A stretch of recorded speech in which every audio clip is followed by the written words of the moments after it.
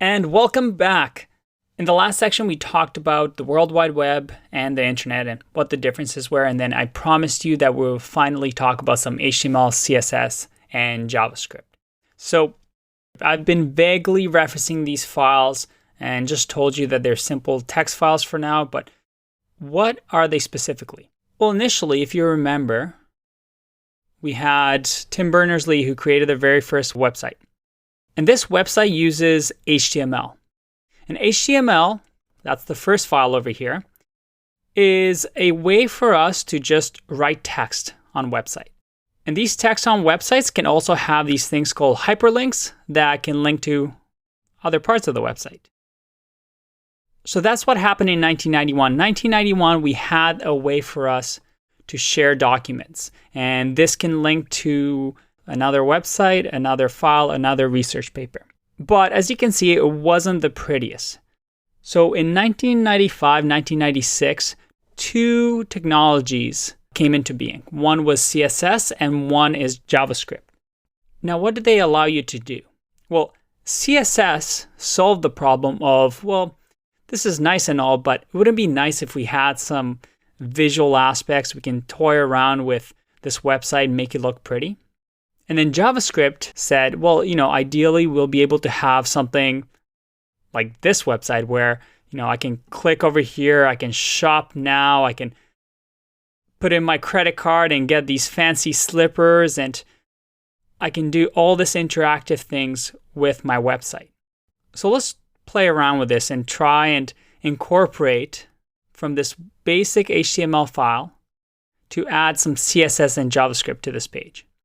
The way we're going to do that is we're going to go into View, Developer, and Developer Tools. So you might remember this from our previous lessons. So once you click on that, you'll get this pop up at the bottom of the screen. For some of you, it might be on the right side, but it doesn't matter. You'll get both things. And we've seen this before. And if you look at the top over here, it says HTML. And that's it. HTML is this. It's this file that has this weird syntax that describes how this web page should look in text. So you can see over here, it says the World Wide Web. These are just text. On the right side over here, you'll see something called styles. So styles will actually let you add styles to the website, as the name suggests. And that's what CSS is. If we click on HTML here, and actually let's click on body. Without knowing any CSS or anything, if we define something like color,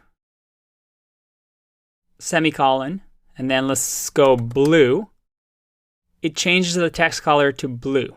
Chrome lets you play around with websites and actually inject some CSS into this HTML. Without knowing any CSS, we can kind of play around, type in a letter, and it will have a drop down. So let's see over here if we can do background color. Let's make it, I'm going to press tab. I'm going to do red. Make the website really, really, well, frankly, pretty ugly. But that's CSS right here. We've just added some CSS to this basic website. Let's turn this red color off because it is not pretty. Okay, so HTML, text and links, CSS, pretty colors. Now, how can we add some JavaScript? So remember, we have three files over here. JavaScript came along and said, these are great. We have these beautiful text websites that link to other pages. And we have CSS that can make websites really, really pretty. But would it be nice to have some interactivity, to have drop-down menus to make websites like they are now, interactive? We can actually do this, again, with the developer tools. If you click on console over here, without knowing any bit of JavaScript, for now we're just going to show you a simple JavaScript line.